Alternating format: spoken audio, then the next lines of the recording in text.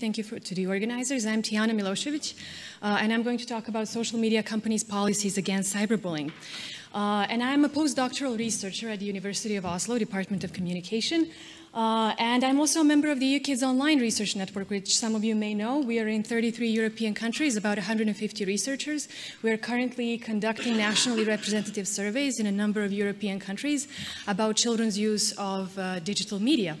And we are looking not only at risk and harm, but also at opportunities of digital spaces, so the more positive rights-based aspect of this discussion. And so I have only 15 minutes, so I'll have to run through this, but if you find some of my work interesting, you can read it in my book, which is coming out in the end of the year. It's called Protecting Children Online, Cyberbullying Policies of Social Media Companies, where I elaborate on this. And so cyberbullying, we heard about it yesterday and a lot of it today as well, so I won't go into in depth into the definitions. But following the sort of the definitions of offline bullying, it involves a repeated harm inflicted, which involves digital technology. And it can be difficult to escape because it follows you home from school. It can follow you home from school. It's also very easily shared because of the nature of digital technology. And it can be anonymous in some circumstances, so it can be very difficult for a child that finds themselves in that situation. And usually when we talk about responsibility, we think about parents, we think about schools, and less often do we talk about social media companies. And social media companies, legally speaking, are online intermediaries, which means that they are not liable for illegal content on their platforms because they are not producing that content, essentially. At least that's the case in the United States and in the European Union, where I did my research. And that's why companies are not obliged to have anti-bullying mechanisms or actually to do something if cyberbullying is illegal. But as we all know, companies actually do quite a lot of things as part of their self-regulatory efforts, their privatized governance. And they develop, as part of the self-regulatory efforts, they develop policies against either cyberbullying, abuse, or harassment. And they have those provisions against cyberbullying, abuse, or harassment in their corporate documents. And those are terms of service, community guidelines, community standards. I'm sure you've all seen those if you haven't read them, because they can be long. But essentially, they have provisions against abuse, harassment, or cyberbullying, and they also then develop what we call enforcement mechanisms. And you've, again, all probably seen those. Those are blocking buttons, report buttons. Some companies use filtering. There's a lot of discussion about using artificial intelligence, supervised machine learning. And you've perhaps also seen companies' safety centers where they provide educational information about a lot of safety issues, bullying included. And so these are some of the self-regulatory initiatives within which, in the European Union and in the United States, within which some of these reporting tools have been developed. But one of the issues here is that as part of these self-regulatory initiatives, there has been very little evaluation of how effective actually these tools are. So we know very little about whether children find these tools to be useful. Are they using reporting tools? Are they using blocking tools? How useful are they to them? What else could actually be helpful that is not being used? And we also do not know, for instance, how effective are companies in dealing with these reports. So if a child reports a bullying case, how long does it take for the company to actually respond to the child? And also, when the company actually responds, does the actual bullying content get taken down? So those are the kinds of issues that we don't know enough about and that my work actually deals with. And we've seen the previous presenter showed you the photo of some of these girls. These are actually tragic incidents of children dying by suicide. And in some of these cases, bullying is said to have contributed to their suicide. And if I have more time later, I'll go more into in depth as to why we need to be cautious about talking when we talk about bully side. But companies, when those cases happen on their platforms, they can get a lot of blame, and that can put a lot of public pressure on them to either develop stronger tools, and sometimes this blame is unjustified. For instance, in the case of Hannah Smith from the United Kingdom, which is I don't have the pointer. The girl on the very far left. She was allegedly bullied on Ask FM, which you've probably heard about. Used to be a very popular platform, anonymous one. When she died by suicide, the UK Prime Minister David Cameron stepped out and said that this was a vile company, an evil company, and the company actually lost a lot of, the advertisers pulled out, it lost a lot of revenue. It also was forced to develop stronger policies. But a year later, the coroner's report, after an investigation, revealed that actually there was no cyberbullying and that the girl was sending those messages to herself. So sometimes companies get a lot of blame even when actually there was no evidence of cyberbullying. But they still find themselves under a lot of pressure. That's what I'm trying to say. I'll skip the theoretical frameworks, but I wanted to find out, so which cyberbullying-related provisions existed in the most popular platforms, companies. What are the tools that companies are using, and how do they differ between the more established companies, so those that were on the market for a long time, for instance, Facebook, Twitter, YouTube, and among the startups, so new companies that have just appeared and that gained a lot of popularity among children. And I especially wanted to know what can be known about the effectiveness of these mechanisms. So what do the companies actually tell us about the effectiveness, and what do children actually think about whether these tools are effective? So I did case studies of these, what we call high-profile cyberbullying incidents, which were in some way connected to children's suicides. And I also analyzed companies' corporate documents of 14 companies, and by that I mean terms of service, community guidelines, community standards. Different companies may call them differently. And I also did 30 interviews with various social media companies and with e-safety NGOs that work with those companies in developing their cyberbullying policies. And I'm currently doing survey and focus groups with children in Norway, where I'm asking them whether they're using these tools and whether they're actually finding them effective, and under what circumstances do they find them effective, and why not. So these are the companies that were in my sample. These are some of the e-safety experts and NGOs that I interviewed in the United States and in the European Union. And so I found that there are quite a few differences between the established companies and the startups. And usually the established companies have, and by those again I mean companies like Facebook, Twitter, YouTube, have a lot more developed policies and a lot more developed and elaborate enforcement mechanisms, which they invest a lot of effort in. But there is overall very limited transparency in terms of how this moderation is actually, how actually companies moderate cyberbullying content and about their enforcement mechanisms. And what do I mean by moderating cyberbullying content? So when you report content as cyberbullying, the company then, either a human being, a moderator, looks into this case and has to decide whether this reported content violates the company's policy, and then if it violates the company's policy, should they take it down?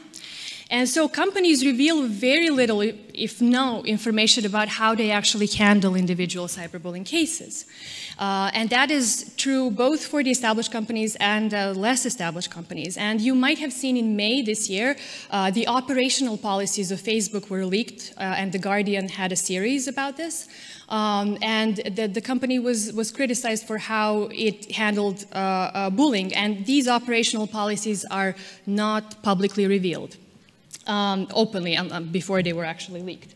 And the actual evidence of effectiveness, so if you ask the companies to provide you evidence about, for instance, how many bullying reports do they receive in a unit of time, and how many do they actually process in a unit of time, if they have any evidence of effectiveness, that kind of evidence is very limited to be provided by the companies.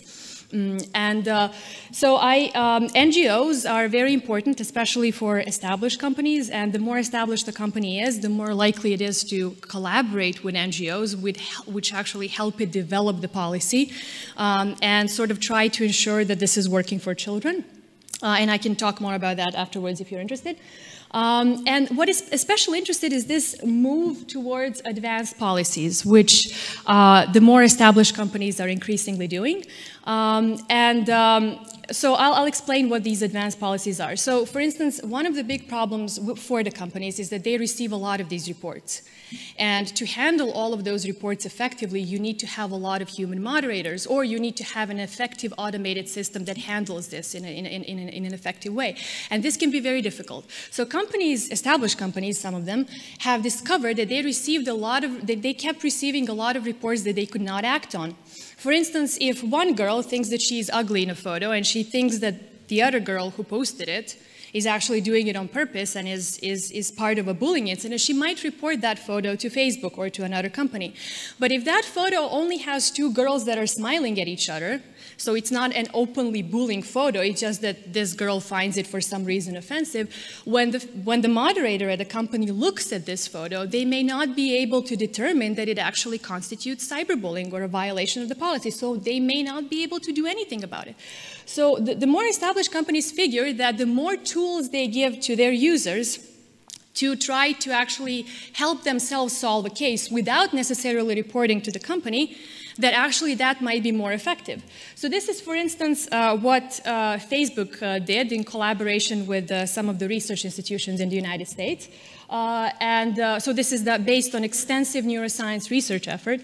And so you probably all seen this is like a regular reporting flow. They vary, they can look differently, they can look different from company to company, but you are asked to explain, for instance, why you are reporting a photo.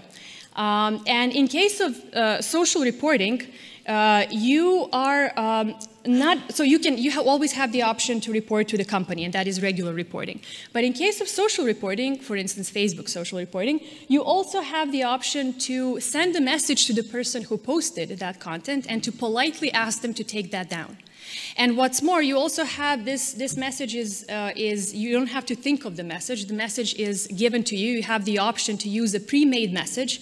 And this message is not randomly designed, but it is actually designed after extensive neuroscience research so that it actually elicits empathy with the person who has posted a photo so that that person actually wants to take it down. So that's, for instance, what for instance, Facebook is doing. And what's important to understand here is that when you do that, you don't involve the company. This happens among users on their own. So that's why these policies are considered to be sort of more advanced. And the companies will sometimes also tell you that, for instance, if you just take the photo down, that may not solve the bullying incident and the conflict between children. But if you give them a tool like this, then you foster communication among children, which can actually then help them resolve this conflict outside of the platform as well. Other less established companies, and this is an example from Yik Yak, which is a company that was widely popular in 2014, but is now gone. It shut down. They had this is upvoting and downvoting is nothing new in technology, but they would allow it, for instance, that their users could upvote, which is like a like, and downvote content. But then if you have 5 downvotes, the content goes automatically down. So this is a more automated sort of version of allowing the users to regulate conflicts or something that they think is negative on the platform on their own without involving the company, which has been the trend for a while. And also companies develop safety centers, as I mentioned before. Sometimes they're called help centers, and there you can find extensive information, children can find and parents can find extensive information about how platforms, how they can actually help themselves on the platform. Some of the NGOs that I talked about said that actually, let me just backtrack. Digital citizenship is an important concept that is very often used in these safety centers, which means and refers to not only letting children know how to help themselves in terms of safety, but also how to be good digital citizens in the sense of when you notice cyberbullying, you're not just a passive bystander, but they provide information about how you can get actively involved and help the person that is being cyberbullied. So some of the NGOs that I talked about explain that digital citizenship is really the key phrase and it's the way forward. But I have managed to find very little evaluation as to whether children are using the information in these safety centers, whether they are aware of the safety centers and what the companies are doing, and whether they actually find those digital citizenship messages actually persuasive and effective. And so I am currently testing all of this. So I'm with the children in Norway by, as I said, survey, focus groups, and this is a smaller study with children age 11 to 19. And I want to see how much do they use these tools? Do they find them helpful? So not just the safety centers, but also the regular reporting, the blocking, the social reporting. I also talk about them whether they would find different forms of, for instance, supervised machine learning useful. And I want to know under what circumstances are they useful to them, why and why not. And another thing that I'm also especially interested in is how do children perceive platform responsibility? So do they think that companies are responsible for helping them? And why not? And this is within the theoretical framework of children's rights that I'm using. So children have the right to an opinion and also to be safeguarded in this way. And we have to sort of know how do they perceive the company's ability to help them? Do they think that companies can help them in the first place? And this is sort of just the statistics. So it's a very small sample for now. It's 152 children, and I can share any of this with you if you're interested. These are some of the most popular platforms. I think these are all the usual suspects that you mentioned yesterday and today. And these are the percentages of children who self-report that they were bullied or harassed ever in their life, not in the past year. And you can see it's between 16 and 23% among different age groups. And I don't have time to go into this, but about 60% of children say they know how to report it, how to report bullying on the most popular social media platforms that they use. And 26% say that they have done so at least once in their lives. Now, this is interesting. Awareness about the advanced policies, so the safety centers, social reporting, other tools that the companies have. 13% of children said that they've seen Facebook's social reporting, for instance. 26% of children report to have seen safety centers or bullying hubs or help centers. So still, this is less than a third. If we want this to be sort of the key strategy for how platforms address bullying, there should be an effort to raise awareness.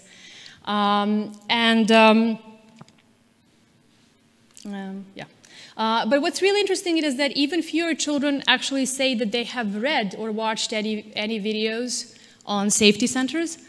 And this is 14% of those who say they were bullied report to have viewed these videos or read the material. So still very, very low numbers of awareness. And I wanted to see if reporting for those children who were bullied, I wanted to see if they found this reporting to be helpful on the social media platforms that they use. Sort of the numbers are very even. Just a little bit more children say that this helped them, the reporting helped them, as opposed to those who say it did not help them. And among those who have seen someone else being bullied, they said that the equal number says that this reporting helped as those who say that it did not help. And this is a very interesting, for me, very interesting finding. I asked, do you think that actually social media platforms are able to help you? And so about 50% of total number of respondents think that social media platforms are able to help children when bullying happens a little. 11% think that they're able to help a lot, and 23% think they're not able to help children. And 17% think that they don't really know if platforms are able to help them or not. And when I asked them about to rate how responsible on a scale from 1 to 5 social media platforms should be in their view for helping children with bullying and harassment, the mean answer was 3.21. So children think that platforms are responsible, but at the same time, they're not sure if they're really able to help them. And in my focus groups, children said that really there is only so much that the platforms can do because there is so much content that is being shared online. And I'm already over my time, so I'll just run through this. So very little knowledge there was also on safety centers in focus groups as well. So I'm trying to say that there is little awareness about these tools, and this should be investigated in more depth and with wider samples in different countries so that we know actually whether children find this helpful. And so my conclusion is there is a lot of talk now about artificial intelligence as the future of sort of handling bullying, and we can talk more about that later on. Some companies in my interviews, for instance, expressed some reservations about applying supervised machine learning, and I can talk more about that later, but more and more companies are moving towards this model. At least there is discussion about it. I conclude that it's very important to conduct continuous evaluation of these tools from children's perspective. We know very little about whether children find this useful, under what circumstances they find this useful, so we need to work more on having, and it's especially important for that evaluation to be continuous, because as we see music change. Yes, Facebook and Instagram and Snapchat are still important, but Ask.fm is no longer, and Musical.ly is, for instance, no one mentioned it here. It's very popular among a lot of children, and there are a lot of new different platforms that spring up all the time. So we need continuous evaluation. And I think it's important to also, when we talk about responsibility and when we introduce different tools, it's important not to leave everything just in the hands of parents who often may not just be able to keep track and have all the information, and also just in the hands of children, but also to make sure that institutional actors, so be the NGOs, companies, schools, and the government, actually ensure that children are helped when they need help. So thank you very much.